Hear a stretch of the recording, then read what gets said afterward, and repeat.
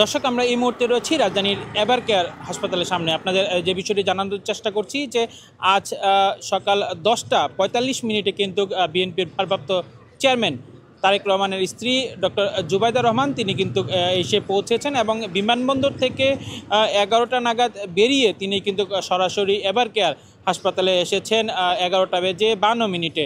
এই মুহূর্তে আমরা দেখে যে বিষয়টি আপনাদের জানাতে চাই যে এই মুহূর্তে এভার কেয়ার হাসপাতালে অবস্থান করছেন ডক্টর জুবাইদা রহমান। তবে আরেকটি বিষয় আপনাদের জানাতে চাই যে আজ কিন্তু এয়ার অ্যাম্বুলেন্সের মাধ্যমে বেগম খালেদা জিয়াকে যে উন্নত চিকিৎসার জন্য লন্ডন নিয়ে যাওয়ার কথা ছিল সেটি কিন্তু কিছুটা বিলম্ব হবে। সেই বিষয়টি কিন্তু বিএনপির পক্ষ থেকে সেটি জানানো হয়েছে গণমাধ্যমকে। দর্শক, এই ছিল রাজধানীর এভার কেয়ার থেকে সর্বশেষ চিত্র।